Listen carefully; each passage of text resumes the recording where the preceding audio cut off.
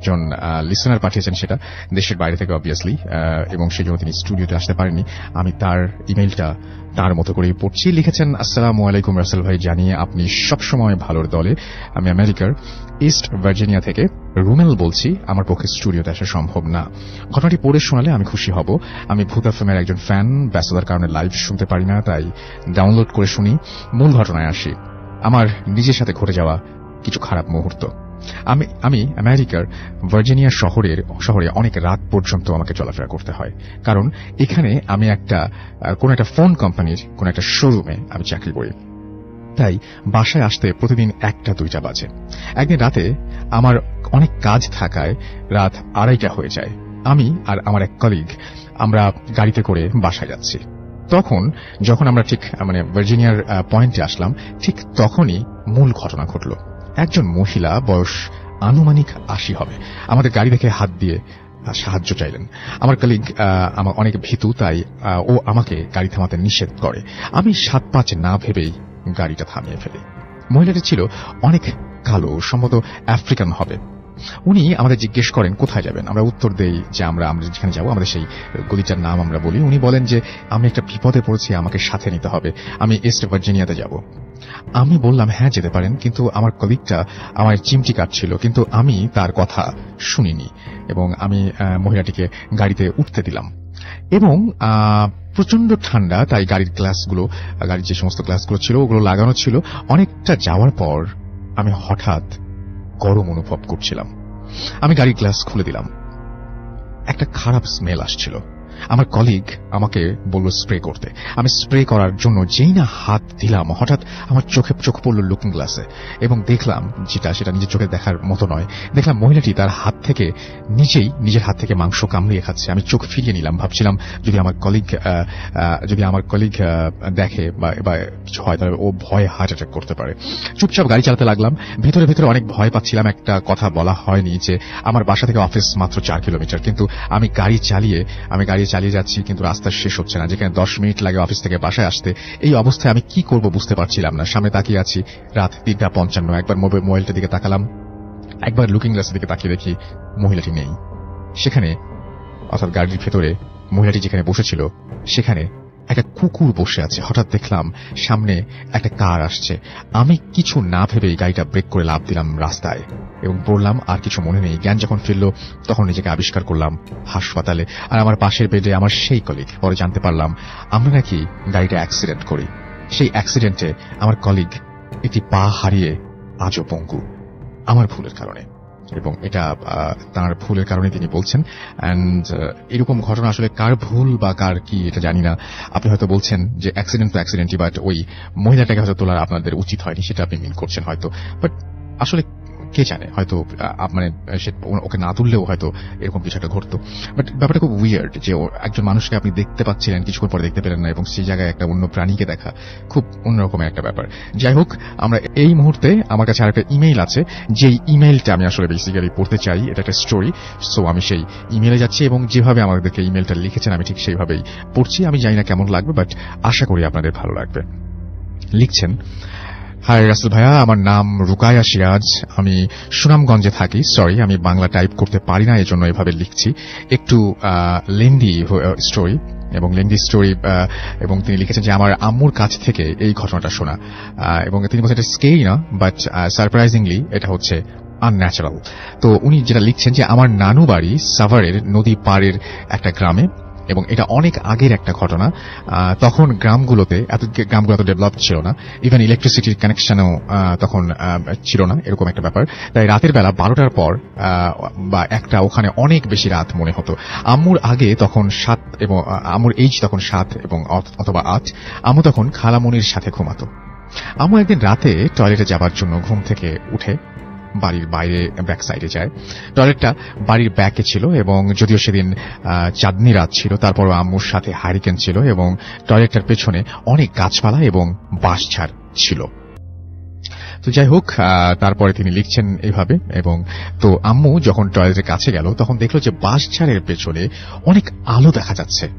আম্মু একটু অবাক হয়ে একটু সামনে গেল এবং দেখল যে অনেকগুলো ছোট ছোট বলের মতো আগুন একটার পর একটা লাইন করে গ্রাউন্ড থেকে একটু ওপরে ভেসে বেড়াচ্ছে, যেন মনে হচ্ছে মানে ডান্সিং এরকম টাইপের একটা ড্যান্সিং একটা মুডে তারা সবাই আছে, এরকম টাইপের একটা জিনিস। কোন সাউন্ড অথবা বাতাস নাই সেখানে। একটু পর সেই আগুনের বলগুলো ম্যাগনেটের মতন একসাথে জড়ো হয়ে গেল, অর্থাৎ একটা যেন একটাকে আকর্ষণ করলো বা নিয়ে নিল, এরকম একটা ব্যাপার, এবং বড় একটা ফুটবলে পরিণত হলো। আপনারা যারা পারদ দেখেছেন তারা আরো ভালো বুঝতে পারবেন যে একসাথে এরকম বড় হয়ে যায় ওইরকম একটা ব্যাপার, এবং সেটা ভেসে বেড়াতে লাগলো। আম্মু তখনও বুঝতে পারেনি ওটা কি জিনিস, সো আম্মু ভয় পেল না। বাট আফটার 1 মিনিট আম্মু দেখলো যে সেই ফুটবলের মতো আগুনটা সাডেনলি একটা বড় মাটির পাতিলে কনভার্ট হয়ে গেল। এটা দেখার পর আম্মু একটু ভয় পেয়ে গেল এবং আম্মু তখন চিৎকার করার মানে চিন্তা করলো আর কি। ঠিক যখনই চিৎকার করবেন ঠিক তখনই আম্মু দেখলো যে পাতিলটা ব্লাস্ট হয়েছে এবং ছোট ছোট অনেকগুলো পাতিল হয়ে গেছে। যেহেতু আম্মুরা ওই টাইপের পাতিল খেলার সময় ইউজ করতো, সো আম্মু চিৎকার করলো না এবং জিনিসগুলোর ড্যান্সিং দেখতে লাগলো এবং সেগুলো যে মুভ করছিল এই মুভগুলো দেখতে লাগলো এবং আম্মু ভাবলো হয়তো এটা কোনো খেলারই অংশ। ছোট ছিলেন তিনি তখন অনেক, এবং প্রায় অনেক দিনই আম্মু রাতে এগুলো দেখত। একদিন আম্মু খালামণিকে বলল, আগুনের খেলনা দেখবি? খালামণির বয়স তখন 15-16। এট ফার্স্ট খালামণি বেশি ইন্টারেস্টেড না থাকলেও পরে রাজি হলো। আম্মু যখন রাতের বেলা খালামণিকে নিয়ে বাড়ি গেল এবং ওগুলো দেখালো, বাইরে গেল এবং ওগুলো দেখালো, খালামণি ভীষণ ভয় পেল। সে আম্মুকে অনেক বকা দিল এবং সকালে নানুকে সেই সমস্ত বিস্তারিতভাবে জানালো। নানু খুব রাগ করলেন এবং রাতে বাইরে যেতে নিষেধ করলেন। পরে নানু বলেছেন ওখানে নাকি একজন মহিলা, প্রেগনেন্ট মহিলা, তিনি ওখানে সুইসাইড করেছিলেন এবং বিষাক্ত কিছু খেয়ে তিনি সুইসাইড করেছিলেন এবং তারপর থেকে ওখানে মাঝে মাঝে উইয়ার্ড এরকম টাইপের ঘটনা ঘটে। নানু বললেন যে ওই আগুনের বল এবং পাতিলগুলো নিয়ে নাকি সেই মৃত মানুষটি তার বাচ্চার সাথে খেলে, হুইচ ইজ মানে হয়তো আপনাদের সবার কাছে ইম্পসিবল, বাট এই ব্যাপারটা প্রচলিত ছিল বলে উনি বলেছেন। কি অদ্ভুত ব্যাপার না? ঘটনা যদি পুরোপুরি মানে সত্যি হোক বা মিথ্যা হোক সেটা বড় কথা না, সবচেয়ে বড় কথা যেটা মানে ওই আত্মাটাই যে খেলে, এই যে ঘটনাটা প্রচলিত আছে সেটা যদি না হোক, যিনি এক্সপেরিয়েন্স করেছেন তার এক্সপেরিয়েন্সটা কি বিভৎস চিন্তা করুন। এবং এটা বাচ্চা বলেই উনি হয়তো ভয় পাননি। যদি ওনার বয়সটা আরেকটু কম হতো এবং উনি যদি আসলে মানে তখন সবকিছু বুঝতেন, তাহলে ওনার ওই দিন আই ডোন্ট নো যে কি করতেন উনি। অনেক ভয় পাওয়ার কথা ছিল। এনিওয়েজ, এই ছিল ঘটনা এবং আশা করছি আপনাদের ভালো লেগেছে। ভালো লাগলে জানাবেন, ভালো না লাগলেও অবশ্যই অবশ্যই অবশ্যই জানাবেন। আমরা আপনার কাছ থেকে শুনবো আপনার ছোটবেলার একটা স্টোরি আছে যেটা খুবই ইন্টারেস্টিং। সেই স্টোরিটা আমরা একটু শুনতে চাই আপনার কাছ থেকে। আমার আসলে ছোটবেলায় আমার বাবা পোস্ট ছিল টাঙ্গাইলে। জি। তো ওটা আমি তখন about I think it was class 3 I was in, so বেশ ছোটবেলার কথা। তো আমরা প্রথমবারই মানে আব্বা পোস্টেড হয়ে যাওয়ার পরে প্রথম যে বাসাটাতে আমরা উঠেছি ওটা অ্যাকচুয়ালি আমাদের প্রেসক্রাইবড হাউসটা ছিল না, বাট ওটা আমরা ইন্টারিম পিরিয়ডের জন্য উঠেছিলাম। ওটা একটা পুরনো বাড়ি এবং অনেক গাছগাছালিতে পড়ে এবং আশেপাশের প্রতিটা বাড়ি যেটা একটা 1 বিঘা 1.5 বিঘার উপরে বাড়ি। আর I am talking about long time back, so একটু ইটস লিটল স্কেয়ারি একটা বাড়ি, এরকম একটা ফিল হয় বাড়িটাতে। কেউ হঠাৎ করে ঢুকে পড়তো। আমি তখন ছোট ছিলাম, আমার তো এরকম ফিল হচ্ছিল। আমি যেটা পেতাম সেটা হচ্ছে যে it was nice, green and everything. So anyway, বাসাটা যখন আমরা উই স্টার্টেড লিভিং, একটা রাতের কথা যেটা এখনো যদি আমি মনে করি আমার প্রচন্ড মানে এখন আই ফিল দ্য সেম ভয় আমি ফিল করি। তো রাতের বেলা ইটস অ্যাবাউট, আমার ধারণা তখন নিশ্চয়ই রাত 2টার পরে হবে। অনেক রাত, মানে অনেক রাত। ইট ওয়াজ উইন্টার টাইম। আর এই মফস্বল টাউন, তার মধ্যে একটা গাছগাছালি দিয়ে ঘেরা বাড়ি, বড় একটা বাড়ি। সবকিছু মিলে একটা ওই রাত দুটো একটা যে কোনো ক্লাস 3-তে পড়া একটা ছেলের মধ্যে একটা বেশ ভয় অনুভূতি জন্ম দেয়।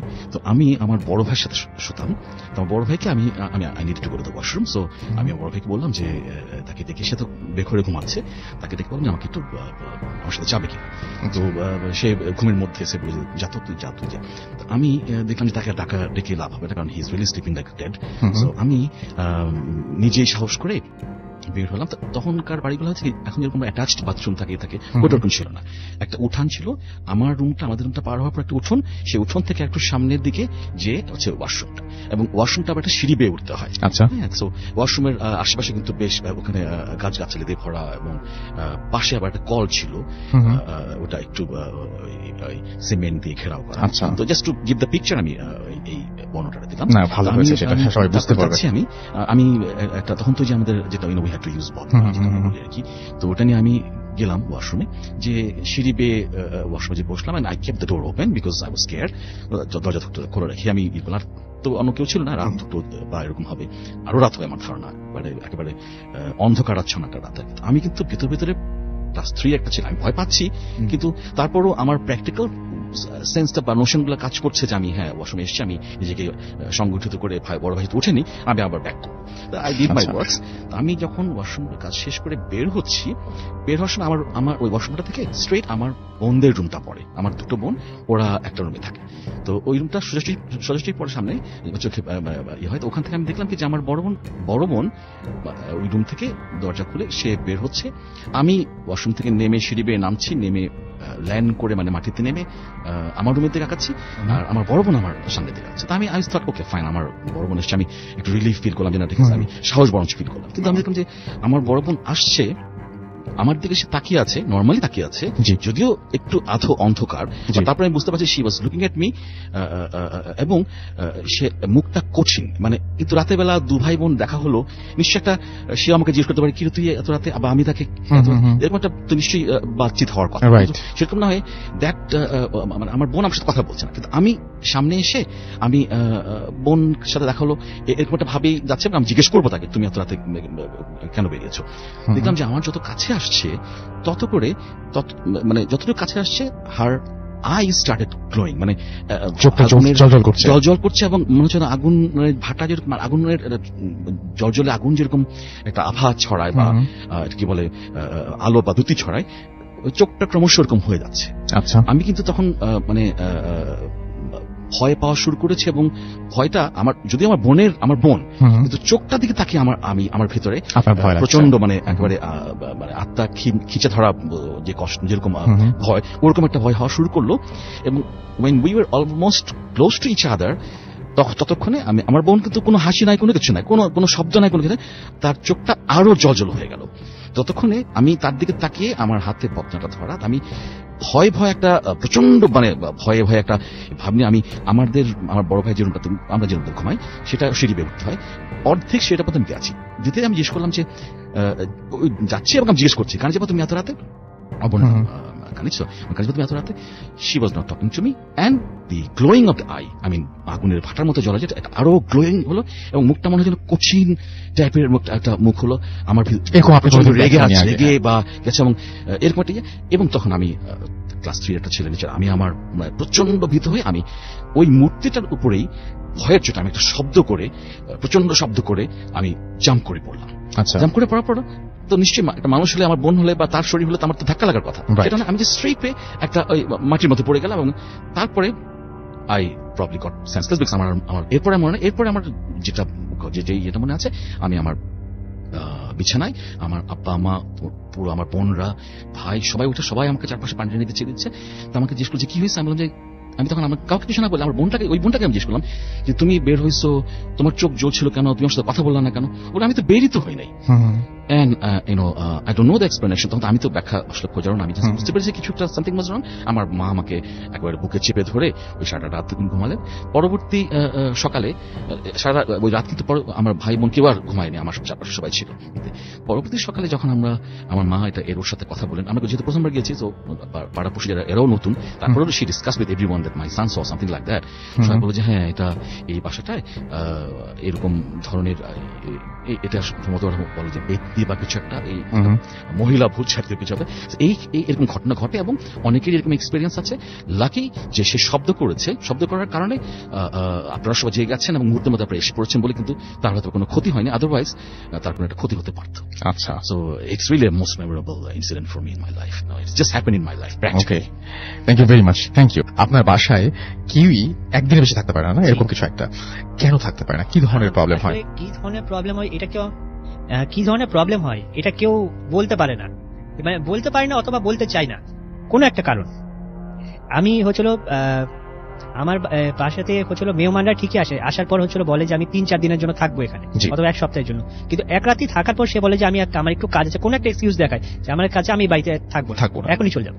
আচ্ছা, এটাতে আপনার কি মনে হয় যে আসলে কি ধরনের প্রবলেম? ব্যাপার হচ্ছে যে প্যারানরমাল এক্সপিরিয়েন্স আমিও বাড়িতে করেছি, আচ্ছা, এবং এটা একটা দুটা না বহুবার আমার সঙ্গে ঘটেছে। তাই আমি বলতে পারি যে এই বাড়িতে আসলে প্রচুর প্রচুর হোক কিছু হোক, কিন্তু আমি বেশ কিছু জিনের উপস্থিতি পেয়েছি। আচ্ছা, কি করে তারা?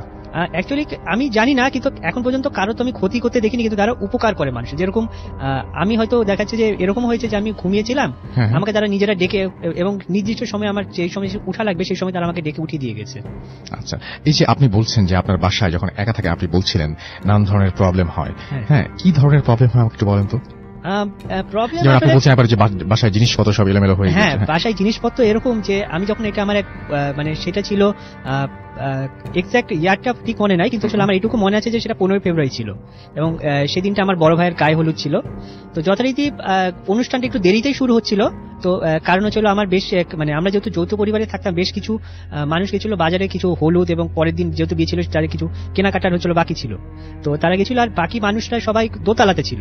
তো নিচতলাতে আমি আর আমার বন্ধু হচ্ছিল মানে যে আমাদের আলাদা হচ্ছিল ডাইনিং রুম আছে, জি, তো ডাইনিং রুমের সব খাবারগুলো রেখে দেওয়া ছিল, এবং আমাকে সহ আমার এক বন্ধুকে বলা হয়েছিল যে তোমরা পাহারা দাও যাতে কোনো ছোট বাচ্চা এসে যাতে ঘরে মানে অনুষ্ঠান শুরু হওয়ার আগে যাতে খাবারটা না খেয়ে নিতে পারে। জি, তো যথারীতি আমি আর আমার বন্ধু হচ্ছিল সেখানে দাঁড়িয়েছি, এই কথা সেই কথা বলতে বলতে আমি যথারীতি আমার এক্সপিরিয়েন্স শেয়ার করেছি যে আমার সঙ্গে এরকম ঘটনাগুলো ঘটে।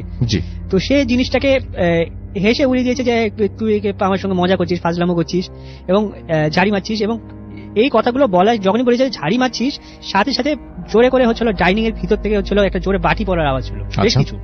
এবং আমরা দেখে মানে হচ্ছিল পড়ার সাথে সাথে আমরা হচ্ছে ডাইনিং রুমের দরজা খুলেছি, এবং খুলে দেখছি যে দেওয়ালে যদি ছুঁড়ে মারে, দেওয়ালের সঙ্গে লেগে তারপরে হচ্ছিল মানে গড়াগড়ি খেলে যেভাবে গড়াগড়ি খেলে সে বাটিগুলো সেভাবে গড়াগড়ি খেলে। কিন্তু বাসায় আপনারা দুজন ছাড়া আর কেউ নাই? নিচতলাতে আমরা কেউ ছিলাম না, এবং সবচেয়ে বড় কথা হচ্ছে যে ডাইনিং রুমের তো হচ্ছিল ছিটকানি লাগানো ছিল, এবং তার সামনে আমরা দুজন দাঁড়িয়ে আছি। জি, এবং তারা দেখছি যে মানে হচ্ছিল বাটিগুলো সবগুলো গড়াচ্ছে, এবং সেটা দেখার সাথে সাথে আমার মানে বন্ধুর মানে মুখ বন্ধ হয়ে গেছিল আসলে, সে কিছু বলতে পারছিল না যে এটা কিভাবে হলো। তো আমি যেহেতু আগে থেকে এক্সপেরিয়েন্স করি, আমি বাটিগুলো উঠিয়ে বললাম যে এগুলো কিছুই না, এমনি পড়ে গেছে। দিয়ে আমার বন্ধু হচ্ছিল কিন্তু দেখেছে যে হচ্ছিল যে মানে ছুঁড়ে পড়ার জিনিসটা মানে হচ্ছিল মানে ছুঁড়ে যে গড়িয়ে পড়লে যেভাবে পড়ে সেভাবে করে গড়াচ্ছিল। সেও বুঝতে পেরেছে ব্যাপারটা। পড়ার সাথে সাথে আমি যখন দরজাটা লাগিয়ে তাকে আমার ঘরে নিয়ে আসলাম, সে কিছুক্ষণ কথা বলতে পারিনি, এবং তারপর সে প্রথম যে কথাটা বলেছে আমি বাড়ি যাব। আচ্ছা, এবং 2-3 বছর সে আমার বাড়িতে আর আসেনি। আচ্ছা, এটা হচ্ছে ঝামেলা। এবং আমি এর আগেও আপনার কিছু ছোট ছোট ঘটনা ঘটেছে, সেটা নিয়ে সন্দেহ থাকলেও এই সময় তো আপনি একা না, আপনারা আরো মানে আপনি আরো একজনের সাথে এই জিনিসটা এক্সপিরিয়েন্স করেছেন, তার মানে আপনার ফ্রেন্ডও দেখেছেন যে কি ঘটছে, তাই না? সো এটা হচ্ছে একটা অন্যরকম একটা স্টোরি ছিল। থ্যাংক ইউ ভেরি মাচ আমাদেরকে এই স্টোরিটা শেয়ার করার জন্য, থ্যাংক ইউ। আমরা চলে যাব একটা ইমেইলে, এবং সেই ইমেইলটা আমার কাছে এই মুহূর্তে রয়েছে। আমি সেই ইমেইলটা আপনাদের পড়ে শোনাচ্ছি। আমাদের কি ঘটনা ঘটে একটু আমাকে বলেন তো। আসলে যে ঘটনাটা ঘটে সেটা হচ্ছে যে আমি যখন আমার ভাইয়ের সাথে ঘুমাই তখন একটা ফিল করি যে আসলে আমাদের মধ্যে অন্য একজন কেউ আছে, থার্ড পার্সন কেউ আছে। তো একদিন আমার একটা ঘটনা বলি, সেটা হচ্ছে যে রাত্রে আমি ঘুমিয়েছিলাম, তো আমার পাশে আমার ছোট ভাই ঘুমানো ছিল। হ্যাঁ, তো হঠাৎ করে আমি সজাগ হয়ে যাই। আমার কেন জানি মনে হচ্ছিল যে আমার ছোট ভাইয়ের মতো একজন, সে মানে ডুপ্লিকেট ওর মতোই, সে আসছে, এসে আমার উপর উঠলো, উঠে আমার গলা চিপে ধরলো। ঠিক আছে? আচ্ছা, তো আমি অনেক চেষ্টা করে দেখি যে পারছি না, কিন্তু দেখি যে আমার পাশে আমার ছোট ভাই আছে, বাট ছোট ভাইয়ের মতো আরেকজন আমার গলা চিপে আমার উপরে বসে আছে। আচ্ছা, তো আমি খুবই ভয় পেয়ে যাই। আপনার ভাইয়ের মতো একজন? হ্যাঁ, একদম সেম চেহারা। আচ্ছা, হ্যাঁ, তো আমি হালকা লাইট জ্বালানো ছিল, তারপর আমি দেখতেছি যে আমার ছোট ভাইয়ের মতো একজন। তো আমি কোনোভাবে ওকে ছাড়াতে পারছিলাম না। শেষ পর্যন্ত আমি দোয়া দরুদ পড়তে থাকি। তো অনেক কষ্টে দেখা যায় যে এক সময় সেটা চলে যায়। আচ্ছা, পরে ঘুম থেকে ওঠার পর আমি ছোট ভাইকে জিজ্ঞেস করলাম যে আসলে এটা কি ছিল, হ্যাঁ, বা এরকম আসলে কি তুই আমাকে মারছিলি কিনা। ঠিক আছে, তো ও বললো যে না, এরকম কেন হবে, আমি তো ঘুমিয়েছিলাম। আচ্ছা, আচ্ছা, আপনাদের বাসায় আপনি যে ঘটনা বলতে আসছেন সেই ঘটনাটা আমরা আগে শুনি। হ্যাঁ, আমাদের বাসায় একটা ঘটনা, সেটা হচ্ছে গত 25 অক্টোবর ঘটনাটা। আমার বাসার সামনে একটা গাছ আছে, হ্যাঁ, বন্য একটা গাছ। তো গাছটা আমার ছোট ভাই সন্ধ্যার পরে সামনে দিয়ে আসতেছিল।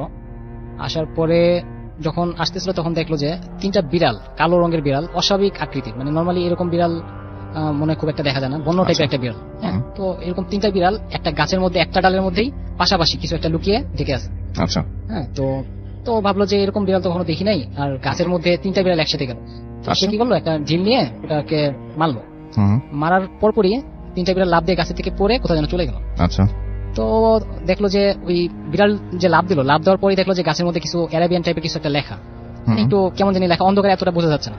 তো তাড়াতাড়ি আমার বাসায় চলে আসলো, বাসায় ঢুকলো, ঢোকার পরে আমাকে বলতেছে যে ভাইয়া এরকম আমি তো গাছের মধ্যে দেখলাম কিছু একটা লেখা, অ্যারাবিয়ান টাইপের কিছু লেখা, তো তুমি তো চলো তো দেখি কি এটা কি, দেখে আসি চলো। তো আমি বললাম যে ঠিক আছে যাই। তো অন্ধকার তো টর্চ লাইট নিয়ে আমি গেলাম।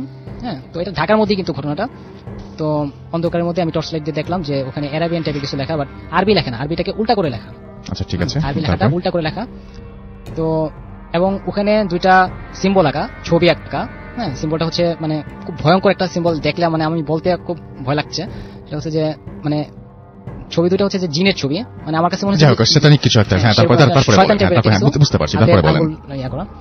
তো এটা দেখে আমি খুবই ভয় পেয়ে যাই। হ্যাঁ, তো আমি সাথে সাথে আমি এলাকার হুজুরকে ডাক দিই। তো হুজুর আসে, এসে বলে যে তোমরা সবাই একটু সরে যাও, আমি একটু দেখি কি। তো উনি দেখে বলো যে এটা তো নর্মাল কোনো বাচ্চার আঁকা না, বা বাচ্চারা দুষ্টামি করে গাছে আঁকতে পারে সেরকম কিছু না, মানে খোদাই করা টাইপের খুব নিখুঁত একটা ছবি আঁকা। তো সেটা দেখে তো মানে সে বলো যে এটা আসলে মানুষকে ক্ষতি করার জন্য নর্মালি করে, একজন আরেকজনকে ক্ষতি করার জন্য করে। হ্যাঁ, ব্ল্যাক ম্যাজিকও বলা যায়, বা বান মারা, বাংলাদেশে বান মারা বলে। তো এটা নর্মাল কোন মানুষ দিয়ে আঁকা না, এটা জিনের আঁকা। এবং যে দুইটা ছবি আছে সেই দুইটা যিনি আঁকছে ছবি দুইটা, তাদের ছবি আঁকছে। হ্যাঁ, তো এই হুজুরের কথা, আমাদের এলাকার খিলগাঁও এলাকার হুজুরের কথা বলো যে এই বাতাসটা যার গায়ে লাগবে ওই তারই ক্ষতি হবে। তো নর্মালি জানলা খুললে আমাদের ওই গাছটা পড়ে। তো আমি খুবই ভয় পেয়ে যাই। তো আমি বললাম যে এটা সলিউশনটা, হ্যাঁ বললাম যে এটা সলিউশনটা কি, এটা থেকে প্রতিকার কিভাবে করা যায়। উনি বললেন যে এটা তো এর মধ্যে একটা জিনিস বলতে ভুলে গেছি, সেটা হচ্ছে যে গাছের আরেকটা ডালের মধ্যে একটা কাপড় বাঁধা ছিল, সাদা রঙের একটা কাপড় বাঁধা ছিল। তো কাপড়টা এরকম ভাবে বাঁধা ছিল যে ওটার মধ্যে কোনো গিরু দেওয়া নাই। হ্যাঁ, তো অস্বাভাবিক একটা কাপড়, দেখলে মনে হয় যে খুব নিখুঁত ভাবে পেঁচানো, কিন্তু গিরু ছাড়া কিভাবে কাপড়টা পেঁচানো থাকতে পারে, সেটা আমার কোশ্চেন। হ্যাঁ, তো হুজুরকে দেখালাম, সেটাও বলে যে আচ্ছা ঠিক আছে, এখন তো কিছু করা সম্ভব না, এখন করলে সমস্যা আছে, তোমরা সকালবেলা আসো, সকালবেলা আমি দেখি কি করা যায়। আচ্ছা, হ্যাঁ, তো সকালবেলা পর্যন্ত ওয়েট করা লাগলো, সারা রাত আমার ঘুম হয় নাই। ছোট ভাইয়ের বোনে বাসা সবাই খুব টেনশন ছিল যে আসলে কি বলতেছে, কি হইতেছে। আমি আসলে খুব নার্ভাস হয়ে গেছিলাম। তো সকালবেলা আসলো হুজুর, আসার পরে বললো যে সোনার উপর পানি নিয়ে আসো। তো আমি সোনার উপর পানি নিয়ে আসলাম। আসার পরে উনি দোয়া দরুদ পড়লেন। তো দোয়া দরুদ পড়ে গাছটার মধ্যে আর কি চিঠি দিলেন, পুরো গাছের মধ্যে। বলেন যে ঠিক আছে, এটা অ্যাকশন নষ্ট হয়ে গেছে, এখন যাকে ক্ষতি করার উদ্দেশ্য করা হয়েছিল সেটা এখন আর নাই, ক্ষতি করার এটার অ্যাকশনটা নাই। বাট এখন একটা কাজ করতে হবে, সেটা হচ্ছে যে কাপড়টা বাঁধা ছিল সেই কাপড়টা এখন খুলে ফেলতে হবে, খুলে ফেলে ওটাকে পুড়িয়ে দিতে হবে। কিন্তু একজন সাহসী মানুষ লাগবে, যেন তেন মানুষ দিয়ে হবে না, যে খুব সাহসী সেরকম একজন নিয়ে আসা লাগবে। তো হুজুরের একজন মুয়াজ্জিন ছিল, ওনাকে দিয়ে আর কি খুলাইলো। খোলানোর পরে যা দেখলাম সেটা দেখে তো আরো ভয় পেয়ে গেছি। সেটা হচ্ছে যে খোলার পরে দেখলাম যে ওটার মধ্যে একটা মানুষের হাড্ডি, হাতের একটা হাড়, হ্যাঁ হাতের একটা হাড় আর একটা কাঁচের টুকরা। তো উনি বলেন যে এটা এখন পুড়ে দিতে হবে, না পুড়ালে সমস্যা হবে। তো সাথে সাথে আমরা সবাই পুড়ে দিলাম, পুড়ে ওটা মাটির নিচে চাপা দিয়ে দিলাম। হ্যাঁ, তো হুজুর বলেন যে আচ্ছা ঠিক আছে, সমস্যা নাই, এখন যেটা সমস্যাটা ছিল সেটা সলভ হয়ে গেছে। তো এটাই আমার স্টোরি। ওকে, আপনি কিছুটা বলতে চাচ্ছেন, বলেন। জি, আরো কাছ থেকে বলতে হবে। আচ্ছা, এটাতে বলেন প্লিজ। আচ্ছা, ওই যে ব্ল্যাক ম্যাজিকের কথাটা বলছিল, এটাকে আসলে ব্ল্যাক ম্যাজিক বলা যায় বা কুফরি কালাম বলা যায়। হ্যাঁ, হ্যালো, হ্যাঁ আমি শুনতে পাচ্ছি, আপনি বলেন প্লিজ। আচ্ছা, হ্যাঁ, এটা কি কুফরি কালাম বলা যায়? আচ্ছা, হ্যাঁ, এটাকে ব্ল্যাক ম্যাজিকও বলা যায় বা কুফরি কালামও বলা যায়। এটা প্রায় মনে হয় 1 মাস যাবত আমি দেখছিলাম যে গাছটার মধ্যে মানে 3টা বিড়াল গাছের মধ্যে ছিল, বাট কি কারণে ছিল এটা আমরা বুঝতে পারিনি। যখন বিড়ালটা সরে গেছিল তখনই বুঝছিলাম। আর 1 মাস যাবত আমাদের বাসার প্রায় সবার মানে খুব খারাপ, মানে শরীর খারাপ ছিল। And that's it. আচ্ছা, আপনি যেটা বলছিলেন যে আপনি পজেসড, আপনার বাসায় আপনাকে নিয়ে অনেক প্রবলেম হয়, কিন্তু আপনি কোন সময় প্রবলেম ফিল করেন? আপনি কোন সময় বোঝেন যে আপনি পজেসড? প্রবলেম ফিল হয় এটা আমার জাস্ট ঘুমের মধ্যে হয়। একবার আমি মানে ঘুম থেকে উঠে দেখছিলাম যে আমার খাটের পাশে আমার আম্মু দাঁড়িয়ে ছিল। তখন আমি তখন আজান দেয়নি, আমি পরে লাইট জ্বালানোর পরে দেখি আমার পাশে কেউ ছিল না, এবং ঠিক জাস্ট টাইমে আজানের। সেটা জন্য তো পজেসড হওয়া লাগে না, সেটা তো এমনিতে হতে পারে, কিন্তু আপনি কিভাবে বোঝেন যে আপনি পজেসড? আমি হুজুরের কাছে গিয়েছিলাম, হুজুর বলছিল যে আর কি আমার সাথে দুটো আসতে খারাপ জিনিস, এখন এই আর কি। এটা না, কিন্তু আপনার কোনো ধরনের কোনো প্রবলেম ফিল করেন না? জি, প্রবলেম ফিল করি। আমি একদিন ঘুমের মধ্যে হঠাৎ করে ঘুম ভেঙে যায়, আর দেখি আমাকে কেউ পা ধরে টান দিয়ে মানে একেবারে খাট থেকে অর্ধেক নামায় ফেলছিল। এক পায়ে ধরে টান দিয়ে আমি একবারে দেখি খাটের প্রায় পড়ে যাওয়ার মতো অবস্থা ছিল। আচ্ছা, মাইক ছাড়া কথা বলবেন না প্লিজ। আচ্ছা, আপনার এমনিতে হচ্ছে আপনার যে ঝামেলাগুলো হয়, যে আপনি বলছিলেন যে আপনার যে পা ধরে টান দিল, এটা ঠিক আছে, কিন্তু এমনিতে আপনি বলছেন যে একটা ভালো একটা খারাপ, এই যে যিনি ভালো যার কথা বলছেন তার কি কোনো ধরনের হেল্প কিছু পান কিনা বা এরকম? এটা হুজুর যেটা বলেছে সেটা আমি বলছি, যে খারাপ জিনিসটা আছে সেটা আর কি নাকি একটু বেশি পাওয়ারফুল, আর যে ভালো জিনিসটা আছে এটা একটু কম পাওয়ারফুল, এই জন্য আর কি ভালো যে জিনিসটা আছে এটা খারাপটার সাথে পেরে উঠতেছে না। এখন যদি কেউ পারেন আমাকে কোনো ইনফরমেশন দিতে যে কোনো ভালো হুজুর টুজুর আছে নাকি, তাহলে আমি ভালো উপকার পাবো। আচ্ছা, এই আপনার এমনিতে অন্য কোনো ধরনের কোনো প্রবলেম হয় না? হ্যাঁ, প্রবলেম হয়। আমার রাত্র 3টার দিকে প্রায় এভরি নাইট আমার রাত্র 3টার দিকে ঘুম ভেঙে যায়। একদিন আমি ঘুম থেকে উঠে ওয়াশরুমে যাওয়ার সময় আর কি ওয়াশরুমে বসে শুনতেছি যে আমাদের ডাইনিং রুম থেকে একটা কান্নার সাউন্ডটা ছিল এরকম যে জাস্ট এরকম। রাত 3টার সময় আমাদের রুম থেকে কেউ কান্নার তো কোনো প্রশ্ন আসে। ওকে, থ্যাংক ইউ ভেরি মাচ। আপনাকে অনেক ধন্যবাদ এবং আপনার ঘটনার জন্য আপনাকে ধন্যবাদ। আমরা চলে যাব আমাদের পরবর্তী অতিথির কাছে এবং তার কাছ থেকে আমরা একটা ঘটনা শুনবো। আপনি আপনার নামটা একটু প্লিজ বলবেন এবং কোথা থেকে আপনি আসছেন? Friends, this is Roman Hridoy from Narayanganj. Okay, চলে যাই আপনার ঘটনায়, বলেন। ভাই অ্যাকচুয়ালি এই স্টোরিটা আমার এক আঙ্কেলের কাছ থেকে শোনা। আর কি আঙ্কেল আমাদের এলাকার মধ্যে এসে ব্যবসা করে, আর ওনার বাড়ি কুমিল্লা লুটেশ্বর, ওনাদের গ্রামেরই ঘটনা। তো যাই হোক, স্টোরিটা এমন, এটা পাকিস্তান পিরিয়ডের সময়। তো ওই সময় ওই যে লুটেশ্বর যে গ্রামের কথা বললাম, সেই গ্রামের মধ্যে কোনো ইলেকট্রিসিটি ছিল না, মানে বিদ্যুৎ ছিল না, প্লাস কোনো বাজার টাজার কিছু ছিল না। তাদের যে কোনো জিনিস কিনতে হলে প্রায় 2 থেকে 3 ঘন্টা নৌকা করে সপ্তাহে একটা হাট ছিল, সেই হাট থেকে কিনতে হতো, মানে সপ্তাহে একদিনই সেই হাটটা বসে, সেখান থেকে কিনতে হতো। তো মোটামুটি আর কি ওই হাটের মধ্যে কুমিল্লা যেহেতু একটা এখনো এত ডেভেলপ একটা এরিয়া না, ওই সময় তো আরো অবস্থা খারাপ ছিল পাকিস্তান পিরিয়ডে। তো ওই হাটের মধ্যে মোটামুটি আশেপাশের অনেক এলাকার মানুষের আর কি একমাত্র ভরসা ছিল হাটটা, তাদের জিনিসপত্র কেনার জন্য। সবাই হাটে যেত। তো আমি যেই স্টোরিটা বলবো এখন, লুটেশ্বর গ্রামের একজন লোক, উনি প্রায় আর কি অসুস্থ লোক, উনি হাটে যায় একদিন, গিয়ে তার আর কি প্রয়োজনীয় জিনিসপত্র কেনার জন্য যায়। তো লোকটা এমনিতে একটু অসুস্থ ছিল, তো ওনার বাজার করতে করতে একটু লেট হয়ে যায়, মানে প্রায় সন্ধ্যার দিকে আর কি, বিকেল পেরিয়ে সন্ধ্যা হয়ে যায়। আর ওই সময় লোকটা হার্ট অ্যাটাক করে মারা যায় বাজারের মধ্যেই। তো মারা যাওয়ার পর দেখা যায় যে সবাই মনে করেন একটা আর কি পুরো হাটের মধ্যে একটা আলোচনা হয়ে যায় যে একটা লোক মারা গেছে ওইদিকে। আর ওই সময় একটা কথা বলা ভালো যে ওই সময় হাটটা প্রায় ক্লোজ হওয়ার অবস্থায়, মানে দোকানপাট প্রায় বন্ধ হয়ে গেছে, অল্প কয়েকটা দোকান আছে, আর কাস্টমার খুব একটা নাই, মানে একটু পর হাট এমনি অফ হয়ে যাবে, এমন সময় লোকটা মারা গেছে। তো হাটের কমিটিরা আসে, এসে তো এটা নিয়ে খুব একটা বড় একটা ভেজালের মধ্যে পড়ে যায়, যে একটা হাটের মধ্যে আসে এসে একটা লোক মারা গেল, তো কি করা যায়। তো আর কি যে উৎসুক জনতা যারা লাস্টটা দেখতে আসছিল, এর মধ্যে একটা লোক ওই যে লোকটা মারা গেছে তার গ্রামের ছিল, সে লাস্টটা থেকে শনাক্ত করে যে এই লোকটা আমার গ্রামের এবং নাম এটা আমার গ্রামে থাকে। হাট কমিটি সিদ্ধান্ত নিল যে যেহেতু এই লোকটার গ্রামের দুজন যেহেতু এক গ্রামের লোকই, তো এই লোকটাকে দিয়েই আমরা এই লাস্টটা ওই লুটেশ্বর গ্রামের মধ্যে পাঠাই। তো ভাই আর কি এগুলো নিয়ে লাস্টটা যে প্রসেস করতে মানে হোগলা দিয়ে লাস্টটা পেঁচে একটা প্রসেস করছে, এই প্রসেস করতে করতে প্রায় এশার আজান দিয়ে দিচ্ছে। তো ডিসিশন হলো যে এশার নামাজ পড়ার পর তার হালকা পাতলা নাস্তা করে বা খাওয়া দাওয়া করে তারপর আর কি ওই হাটেরই একটা নৌকার মধ্যে 2টা মাঝি দিবে আর লাস্টটা দিবে, আর যে লোক লাস্ট চিনছে ওই লোকটা সহকারে, মানে এই মোট 3 জন লোক আর লাস্টটা, এই 3 জন মিলা লাস্টটা নিয়ে ওই গ্রামের মধ্যে যাবে, লুটেশ্বর গ্রামে যাবে, গ্রামে গিয়ে লাস্টটা তার পরিবারের কাছে বুঝিয়ে দিয়ে আসবে। তো যাই হোক, যখন ভাইয়া আর কি এশার আজান দেওয়ার পরে সবাই নামাজ টামাজ করে খাওয়া দাওয়া করে যখন রওনা দিল, তারা কিছু দূর যাওয়ার পরে দেখলো যে সামনে একটা চরের মতো কিছু একটা দেখা যাচ্ছে, আর সেখান থেকে 2টা লোক ডাকতেছে যে ভাই আমরা খুব বিপদে পড়ছি, আপনারা কোথায় যাবেন, মানে নৌকাদারকে জিজ্ঞেস করছে যে আপনারা কোথায় যাবেন। তো নৌকাদার বলছে ভাই এটা লুটেশ্বর যাবে। তো লোক দুটা বলছে আমরা তো ওই গ্রামে যাবো, এখন এই রাতের বেলা তো আমি আর কোনো জায়গায় আর কি যাওয়ার কোনো ওয়ে নাই, তো একটু ভাই আমাদের হেল্প করলে ভালো হয়। হেল্প চাইতেছিল ওই লোক 2টা। আচ্ছা, তো বৃদ্ধ যে সরি একটা কথা বলতে ভুলে গেছি ভাইয়া, যে 2টা মাঝি ছিল, একটা মাঝি একটু বৃদ্ধ আর একটা মাঝি একটু ইয়াং টাইপের আর কি, যুবক। তো বৃদ্ধ মাঝিটা প্রায় 30 বছর যাবত ওই রুটেই নৌকা চালায়। সেই বৃদ্ধ মাঝিটা বলতেছে আমি প্রায় 30 বছর যাবত এই রুটে নৌকা চালাই, কিন্তু আমি কোনো এর আগে চর দেখি নাই, বা আমার খেয়াল পড়তেছে না কোনো চর আছে কিনা। তো তোমরা এটা কেউ করো না, এটা অন্য কিছু হতে পারে, যেহেতু লাস্টের নৌকা দরকার নাই। কিন্তু ভাই যে 2টা লোক যে বলতেছে যে সাহায্য চাইতেছে, তারা খুব বেশি রিকোয়েস্ট করতেছে যে ভাই আমার খুব বিপদে পড়ছি। আচ্ছা, এই গল্পটা মনে আমরা বাদ দিয়েছিলাম, আমরা বলেছিলাম আপনাকে আপনি যে একটা লাশ দেখে আপনি পরে একটা স্টোরি বলেছিলেন, সেটা মনে বলতে বলেছিলাম, সেটা বলেন প্লিজ। আচ্ছা, তো এটা ভাই আমার ছোট ভাইয়ের সাথে ঘটা। ওই ছোট ভাইয়ের বাড়ি কিশোরগঞ্জের আর কি একটা গ্রামের নামটা আমার সঠিকভাবে খেয়াল নাই, আর কি সম্ভবত কোপা চৌরাস্তা এই ধরনের কিছু একটা। তো ও একদিন বাজার থেকে আর কি রাতের বেলা, ও এমনিতে অনেক রাত করে আর কি চলাফেরা করে, আর কোনো সমস্যা হয় না।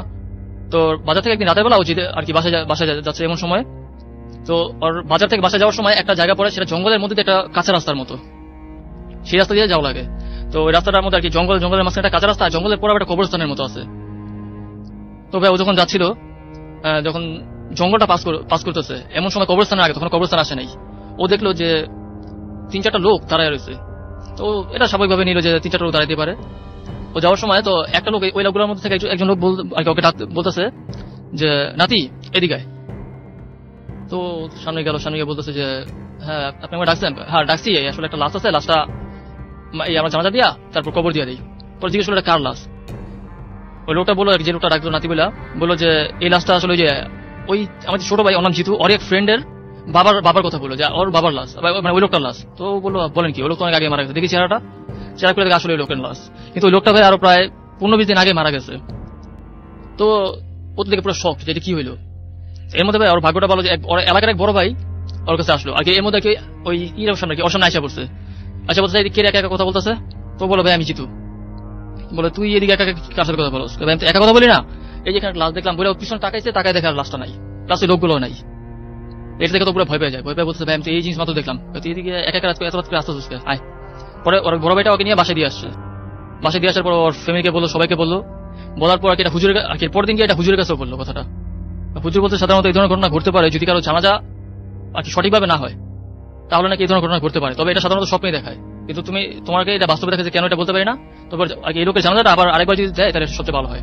তারপর নাকি ভাই কয়েকজন লোক আর কি ওখানে ভালোভাবে জানাজাটা আবার দিচ্ছিল। অনেক ধন্যবাদ আপনাকে আপনার জন্য, আপনার ঘটনার জন্য। আপনার আরো একটা স্টোরি আছে, সেই স্টোরিটা আমরা শুনে আসবো। আপনার নামটা প্লিজ একটু বলবেন, তারপরে আমরা আপনার ঘটনায় যাবো। হ্যালো লিসেনার, আমি আরেকবার আমার নামটা বলছি। আমার নাম দীপন, আমি এসেছি রাজশাহী থেকে। জি, এবং কালকে সকালে আপনি রাজশাহী ফিরে যাবেন আবার, রাইট? আমি কালকে সকালে মানে আর কিছুক্ষণ পরে আর কি। হ্যাঁ ওকে, এই তো আর কিছুক্ষণ। জি, তো আমার মূল ঘটনায় আমি চলে যাচ্ছি। এই ঘটনাটা হচ্ছিল এর আগে যে ঘটনা বলেছিলাম তার মানে কয়েক মাস আগের ঘটনা এটা। ঘটনাটা এরকম ছিল যে আমি সেই দিন আসলে কি বলবো, যে আমাদের বাড়ির সবাই, মানে আমাদের বাড়ির বলে না, হচ্ছিল আমাদের পাড়াতে একটু চোরের উপদ্রবটা একটু বেশি। তো এই কারণবশত মানে ছিল আমার বাড়ির একদম ফাঁকা করে কোথাও দাওয়াতে যেত না। তো সেই দিনও এরকম হয়েছিল যে একটা দাওয়াত ছিল, তো যথারীতি আমি বাড়িতে পাহারা দেওয়ার জন্য থেকে গেছিলাম, আর গোটা বাড়িতে আর কেউ ছিল না। তো রাত্রিবেলা যেরকম হয় যে বাড়িতে যে খাবারগুলো দুপুরে যেগুলো রান্না হয় রাত্রিবেলা সেগুলো গরম করতে হয়, করে খেতে হয়, 2 বেলা তো রান্না হয় না। তো আরেকটা কথা বলে দেওয়া ভালো, যে হচ্ছিল যে আমাদের বাড়ির হচ্ছিল বারান্দার এক সাইডে হচ্ছিল চুলা রাখা থাকে এবং ওখানে রান্না যাবতীয় কাজ হয়। তো সেদিন রাত্রে আমি হচ্ছিল দুপুরে রান্না করা ডালটাই হচ্ছিল আমি মানে রাত্রিবেলা গরম করছিলাম। ঘরের যথারীতি সব জানলাগুলো, জানলা বলছি দরজা লাগানো ছিল সবকটাই, বাইরের দরজাগুলো। তো আমি গরম করছিলাম, গরম করা প্রায় শেষ হয়ে গেছে একদম। তো এই সময় হঠাৎ করে কলিং বেল বাজিয়েছে আমার বাড়িতে। তো আমি বাইরের ঘরে আমি দেখার জন্য আমি সাথে সাথে চুলাটা বন্ধ করে আমি উঠেছি, 2-3 কদম সামনে গেছি। হঠাৎ করে আমার মনে পড়েছে বাড়িতে তো বিড়ালের উপদ্রব রয়েছে, তারা তো মুখ দিতে পারে হয়তো ডালে হাড়িতে।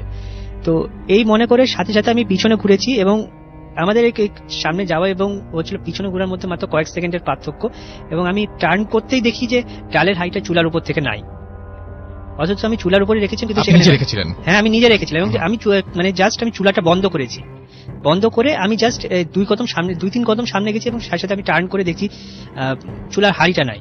যে চুলার হাড়িটা আমি খুঁজতে গিয়ে আমি দেখছি যে ডাইনিং হলে কেউ হচ্ছিল খুব সুন্দর করে সাজিয়ে সেটাকে ঢেকে রেখে চলে গেছে।